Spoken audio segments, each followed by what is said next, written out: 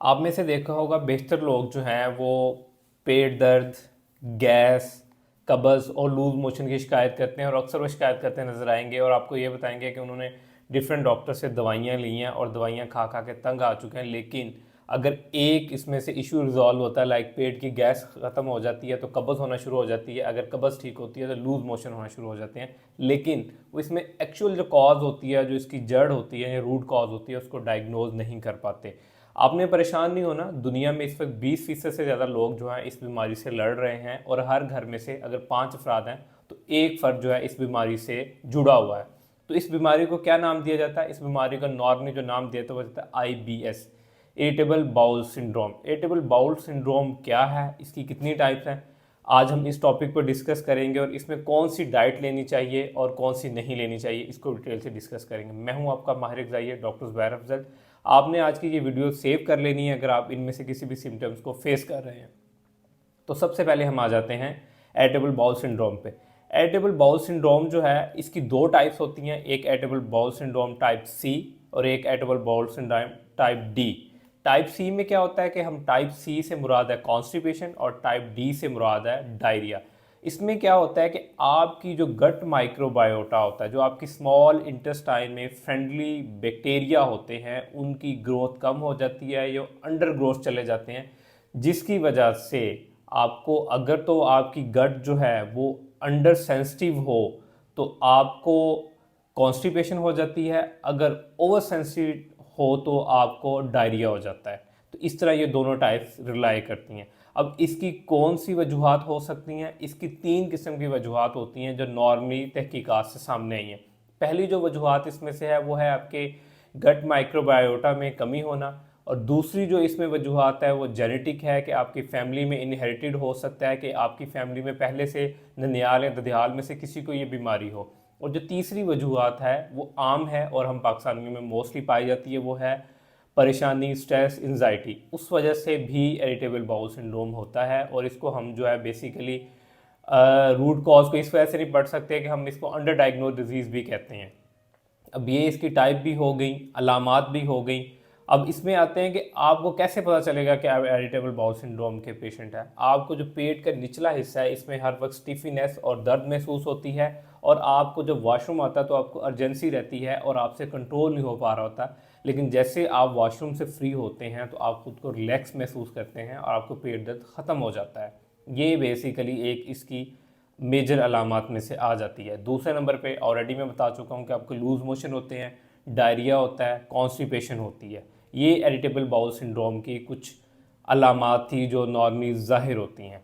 Irritable bowel जो syndrome है इसमें पेशेंट जो होता है वो बंडल ऑफ मेडिसिन्स और मुतअद्दिद डॉक्टरों से रुजू कर करके थक चुके होते हैं, लेकिन वो रूट काज तक नहीं पहुँच पा रहे होते, इसलिए हम इसको अंडर डायग्नोज डिजीज़ भी कहते हैं। अब चलते हैं कि इसके लिए कौन सी डाइट जो है वो रिकमेंड की जाती है और कौन सी डाइट इसके लिए सूटेबल है। जी, जो इरिटेबल बाउल सिंड्रोम के लिए डाइट तहकीकात ने सामने आई है, जो इसके ऊपर रिसर्चेज हुई हैं, हार्वर्ड की इसके ऊपर बहुत सी रिसर्चेज हुई हैं, वो है basically low FODMAP diet. Low FODMAP diet से क्या मुराद है? एफ से मुराद है फर्मेंटेबल, डी से मुराद है डाइस्क्राइड, ओ से मुराद है ओलिगोस्क्राइड, एम से मुराद है मोनोस्क्राइड और पी से मुराद है पोलियोल। ये वो बेसिकली एब्रीवेशन है लो फूड मैप डाइट का। ये सारे शुगर्स हैं, ये शुगर्स की फॉर्म है, डिफरेंट शुगर्स की, और ये शॉर्ट चेन कार्बोहाइड्रेट्स होते हैं जो बेसिकली आप अपनी डेली रोज़मर्रा डाइट में ले रहे होते हैं। जो लो फूड मैप डाइट है ये हाईली रिस्ट्रिक्टिव डाइट है। इसमें आपको 70 to 80% आपकी नॉन रूटीन की जो डाइट्स की चीज़ें हैं वो निकालनी होती हैं 2 से 6 हफ्तों के लिए। ये डाइट आपने 2 से सिर्फ 6 हफ्तों के लिए इस्तेमाल करनी होती है और इससे आप अपने जितने भी सिम्टम है उसमें रिलीफ पा सकते हैं। तो अब हम डिस्कस करते हैं कि इस डाइट में कौन सी चीज़ें खानी हैं और कौन सी चीज़ें नहीं खानी। तो सबसे पहले हम फूड ग्रुप्स को डिस्कस कर लेते हैं जो हम डेली रोज़मर्रा अपनी डाइट में ले रहे होते हैं। सबसे पहले तो हम लेते हैं वीट या ग्रेन, या ग्रेन्स में हम वीट लेते हैं, गंदम की रोटी, या ये चीज़ें आ जाती हैं। उसके बाद हमारे डेयरी प्रोडक्ट्स हैं जिसमें चाय, दूध, लस्सी, दही, ये चीज़ें आ जाती हैं। तीसरे नंबर पे आ जाती हैं सब्जियां, चौथे नंबर पे फल आ जाते हैं, फिर दालें, गोश्त या गोश्त से बनी चीज़ें, फिर ड्राई नट्स हैं। तो हम इस वीडियो में अब डिटेल से मैं डिस्कस करूँगा कि कौन सी चीज़ें आप ले सकते हैं, कौन सी नहीं ले सकते। तो इससे पहले आप कॉपी और पेंसिल उठा लें ताकि आप नोट डाउन कर लें। जी, तो सबसे पहले हम स्टार्ट करते हैं फूड ग्रुप में वो सबसे पहले हमारी ग्रेन्स फैमिली आती है। ग्रेन फैमिली में हमारे जो रोज़मर्रा ज़िंदगी में जो चीज़ सबसे ज़्यादा खाई जाती है वो रोटी है, और गंदम की रोटी जो है हमारी एक स्टेपल फूड है, सबसे ज़्यादा खाई जाती है। तो सबसे पहले जिस चीज़ को आप अपनी डाइट से निकालें वो गंदम की रोटी है। गंदम की रोटी, गंदम के आटे से बनी हुई कोई भी चीज़ें, मैदा वगैरह, ये सारी चीज़ें आपको निकालनी होंगी। इवन बेकरी की जितनी प्रोडक्ट्स हैं वो भी मैदे से बनी हैं, वो भी आपको अपनी डाइट से निकाल देनी होंगी। जब तक ये चीज़ें आप नहीं निकालेंगे आप सिम्टम में रिलीफ नहीं पाएंगे। अब इसके अल्टरनेटिव आप क्या खा सकते हैं? इसके अल्टरनेटिव आप जौ खा सकते हैं, जौ की रोटी खा सकते हैं, जौ का बना हुआ दलिया खा सकते हैं, और इसके अलावा आप चावल की बनी हुई रोटी खा सकते हैं। अब इसके बाद दूसरा ग्रुप डिसाइड जो है वो डिस्कस कर लेते हैं डेयरी।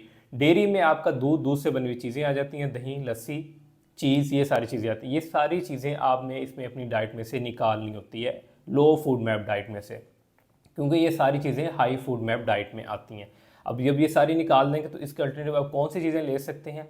इसके अल्टरनेटिव में सिर्फ आप आलमंड मिल्क ले सकते हैं। आलमंड मिल्क जो होता है बादाम का दूध होता है, लेकिन अगर आप अफोर्ड कर सकते हैं, क्योंकि ये लिटिल बिट एक्सपेंसिव होता है। अदरवाइज 2 से 6 हफ्तों के लिए ये सारी फूड को आप स्किप आउट कर दें अपनी डाइट में से। अब इसके बाद आते हैं तीसरे नंबर पे सब्जियां। सब्जियों में जो आप सब्जियां अपनी डाइट में नहीं ले सकते, उसमें आप प्याज नहीं ले सकते।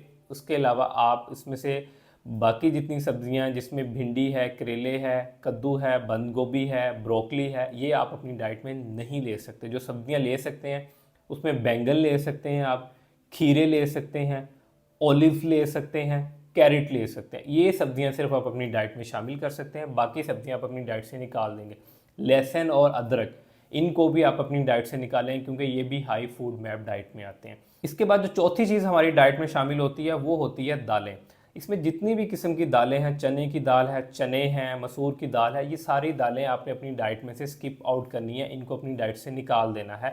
दालों की जगह अगर प्रोटीन सोर्स लेना चाहें तो आप अंडा खा सकते हैं, बेशक उसको फ्राई फॉर्म में खाएं, ऑमलेट फॉर्म में खाएं, उबला हुआ खाएं, आप खा सकते हैं। अगर और अल्टरनेटिव प्रोटीन की फॉर्म में जाएं, चिकन सेफ है, चिकन भी लो फूड मैप डाइट में आता है, मटन भी लो फूड मैप डाइट में आता है, और फिश भी लो फूड मैप डाइट में आती है। ये सारी चीज़ें आप अपनी डाइट में शामिल कर सकते हैं, लेकिन चने की दाल, बाकी दालें आप अपनी डाइट में शामिल नहीं कर सकते, हाई फूड मैप में आती हैं, आपको ब्लॉटिंग देंगी, लूज मोशन करेंगे और पेट में दर्द होगा। इसके बाद जो 5वें नंबर पे आ जाते हैं वो हमारे पास आते हैं फ्रूट्स में। फ्रूट्स में जो हाई फूड मैप फ्रूट्स हैं वो आप अपनी डाइट में नहीं ले सकते। उसमें सेब है, उसमें आपके पास अनार है, उसके बाद आपके पास आम है, और तरबूज है, और खरबूजा है। ये वो फ्रूट्स हैं जिनको आप अपनी डाइट में नहीं ले सकते, ये हाई फूड मैप में आते हैं। लो फूड मैप में क्या आता है? आपके पास बनाना आता है, ऑरेंज आते हैं, लेमन आता है, और कीवी आती है। ये वो फ्रूट्स हैं जो आप ले सकते हैं, और जो नहीं ले सकते मैं पहले आपको बता चुका हूँ। इसके बाद जो लास्ट कैटेगरी आती है 6 नंबर पे आती है ड्राई फ्रूट। ड्राई फ्रूट में सिर्फ आप आलमंड्स ले सकते हैं, क्योंकि आलमंड जो है वो medium low FODMAP diet में आते हैं। उसके अलावा जो है आप बाकी भी जितने भी आपकी डाइट में आप फैंसी डाइट में ड्राई फ्रूट्स लेते हैं, लाइक कैशू नट्स हैं और पीनट्स हैं, इसके अलावा आप काजू है, पिस्ता है, ये वाले जितने भी हैं ये आप अपनी डाइट में शामिल नहीं कर सकते। तो मैंने सारे फूड ग्रुप्स आपको बता दिए हैं कि जो आप ले सकते हैं, जो नहीं ले सकते। आपने ये डाइट 2 से 6 हफ्तों के लिए इस्तेमाल करनी है। जब आप ये डाइट 2 से 6 हफ्तों के लिए इस्तेमाल करेंगे तो आप फील करेंगे कि आहिस्ता आहिस्ता आपके जो गट माइक्रोबायोटा है उसमें इम्प्रूवमेंट आना शुरू हो जाएगी। जैसे जैसे उनकी कॉलोनी में इम्प्रूवमेंट आना शुरू होगी, वैसे वैसे आपको अपने सिम्टम्स में रिलीफ मिलना शुरू हो जाएगा। आपने ये 6 हफ्तों से ज़्यादा इस्तेमाल नहीं करनी। 6 हफ्तों तक अगर आपने इस्तेमाल कर ली और आपके सिम्टम में रिलीफ आ चुका है तो आहिस्ता आहिस्ता फूड ग्रुप्स को अपनी डाइट में ऐड करना शुरू करें। सबसे पहले रोटी को ऐड करें, रोटी के बाद सब्जियों को ऐड करें, सब्जियों के बाद फलों को ऐड करें, फलों को ऐड करने के बाद फिर दालें ऐड करें, और एंड में आप ड्राई फ्रूट्स ऐड कर सकते हैं। ये सारी जो वीडियो थी ये बेसिकली IBS पेशेंट्स के लिए थी। उम्मीद करता हूँ जितनी भी मैंने इन्फॉर्मेशन शेयर की है आपके लिए फ़ायदेमंद साबित होगी। अगर आप मुझसे डाइट प्लान से रिलेटेड कंसल्टेशन लेना चाहते हैं तो मेरा नंबर नीचे यहाँ डिस्क्रिप्शन में मेंशन है, ले सकते हैं। और फर्दर आप किसी टॉपिक पे मुझे सजेशन देना चाहें कि मैं उस पर वीडियो बनाऊँ तो मुझे कमेंट सेक्शन में ज़रूर बताइएगा। मेरा channel doctor Jack diet like और सब्सक्राइब करते रहिए। Thank you so much.